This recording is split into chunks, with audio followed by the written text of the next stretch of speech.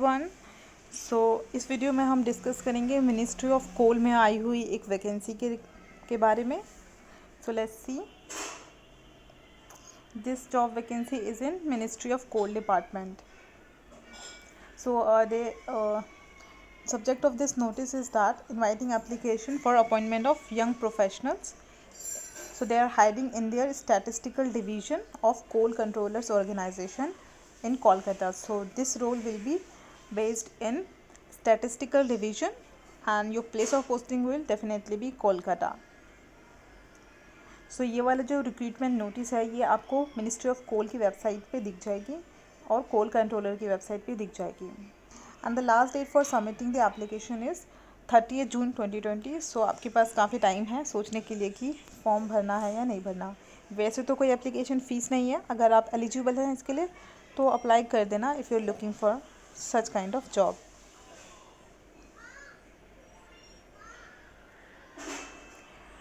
Now let's discuss the other requirements for this job. So इन्होंने जो process है selection का, दे हैव मेंशन कि इस नोटिस के नीचे एक एप्लीकेशन अटैच है जो कि आपको प्रिंट आउट लेके फिल करके और जो भी आपके डॉक्यूमेंट्स है, एक्सपीरियंस सर्टिफिकेट या आपके एजुकेशनल क्वालिफिकेशन से रिलेटेड जो भी डॉक्यूमेंट्स है वो सभी आपको इस एड्रेस पे भेजना है। सो यहाँ पे लिखा है ड्यूली फिल्ड एप्लीकेशन फॉर्म, जो कि सबसे नीचे अटैच्ड है, वो फिल करके along with your relevant documents आपको सबमिट करना है to deputy assistant coal controller in Kolkata on or before 30 June. तो आप 30 जून को 5 बजे तक आपका जो ये application form with your documents पहुंच जाना चाहिए यहाँ पे। तो यहाँ पे ईमेल के थ्रू तो बताया नहीं है कि ईमेल, बिकॉज ईमेल आईडी दी नहीं है, तो आपको पोस्ट ही कराना पड़ेगा, स्पीड पोस्ट या कुरियर ही कराना पड़ेगा। वैसे सजेस्टेड ये है कि आप हमेशा स्पीड पोस्ट ही कराएँ। तो यहाँ पे टर्म्स ऑफ रेफरेंस क्या है, जो इन्होंने पोस्ट का जो नाम है वो है young professional and number of vacancies जो है वो 5 है। And let me tell you that this is a contractual job. And यहाँ पे क्वालिफिकेशन जो है वो है पोस्ट ग्रेजुएट, मतलब मास्टर्स डिग्री हो आपके पास, चाहे आप पोस्ट ग्रेजुएट हो या MBA हो, तो मास्टर्स डिग्री होनी चाहिए आपके पास। Graduation will not work, so masters degree is mandatory. चाहे वो आपका स्टैटिस्टिक्स में हो मास्टर्स डिग्री, या इकोनॉमिक्स में हो, या मैथमेटिक्स में हो, या फाइनेंस में हो, या कंप्यूटर साइंस में हो, आप इसके लिए एलिजिबल हैं। अलॉन्ग विद दैट आपका जो मिनिमम एक्सपीरियंस रिक्वायर्ड है वो 2 से 3 साल का पोस्ट क्वालिफिकेशन एक्सपीरियंस होना चाहिए आपके पास। And that is also to be in the field of statistical data, because जो प्रोफाइल है, जो हायरिंग है वो स्टैटिस्टिकल डिपार्टमेंट में है। सो दे आर एक्सपेक्टिंग कि आपका जो एक्सपीरियंस है 2 से 3 साल का वो आपका स्टैटिस्टिकल डेटा एनालिसिस में ही हो। एंड यहाँ पे एज लिमिट जो है दैट इज़ 30 ईयर्स है। यहाँ पे स्कोप ऑफ वर्क इन्होंने मेंशन कर दिया है, वो आप अकॉर्डिंगली रीड कर सकते हैं वैकेंसी में। That is I am not going to read out here. And यहाँ पे इन्होंने मेंशन किया है that this is a short term contract basis job and period of contract initially वो 1 ईयर का होगा एंड वो एक्सटेंडेबल है up to 3 years on yearly basis. वो भी आपका डिपेंड करता है आपकी परफॉर्मेंस पे, तो आपका परफॉर्मेंस एनालाइज किया जाएगा बिफोर एक्सटेंडिंग योर कॉन्ट्रैक्ट। तो basically this is for 1 year contract job. यहाँ पे रेम्यूनरेशन काफ़ी सही लग रही है।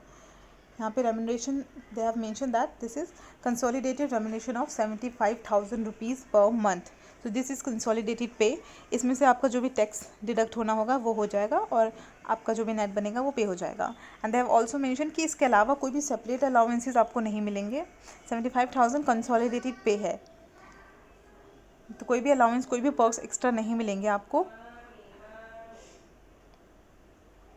कोई भी टेलीफोन रिम्बर्समेंट या रेजिडेंशियल अकोमोडेशन HRA वो सब आपको नहीं मिलेगा। This is 75,000 is consolidated remuneration, जो कि आपको टैक्स डिडक्शन के बाद इन हैंड सैलरी बन जाएगी आपकी। उन्होंने ये भी मेंशन कर दिया यहाँ पे आपकी जॉब का सब कुछ, एक एक पॉइंट इन्होंने मेंशन कर दिया है कि जॉब में हायरिंग होने के बाद आपके क्या क्या टर्म्स ऑफ रेफरेंस होंगे, क्या क्या कंडीशंस होंगी। सो इन्होंने ये भी मेंशन कर दिया है कि आप कितने लीव्स ले सकते हैं। सो 1 साल के कॉन्ट्रैक्ट पीरियड में आप इन एन एग्रीगेट 8 डेज़ का लीव ले सकते हैं, पेड लीव, और वो भी प्रोराटा बेस पे होगा। ठीक है, सो जो भी आप अगर कोई लीव नहीं लेते हैं आप 1 साल में अपने फर्स्ट कॉन्ट्रैक्ट पीरियड में, तो आपका जो अनअवेल लीव होगा वो कैरी फॉरवर्ड नहीं होगा। यहाँ पे इन्होंने अटेंडेंस के बारे में भी मेंशन कर दिया है कि आपका जो अटेंडेंस है वो नॉर्मल अदर जो भी अदर वहाँ पे पीपल हैं, अदर स्टाफ्स है, उन्हीं के अकॉर्डिंग होगा, नॉर्मल गवर्नमेंट जॉब की तरह ही ट्रीट होगा।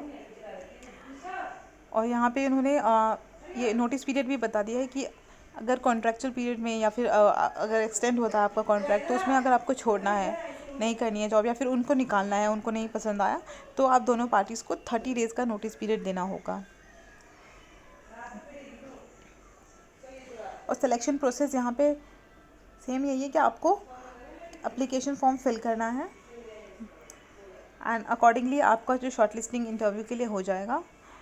सो इंटरव्यू फाइनल राउंड होगा फॉर सिलेक्शन, और इंटरव्यू का जो कॉल है या ईमेल है वो उन्हीं को आएगा जो शॉर्टलिस्ट होंगे।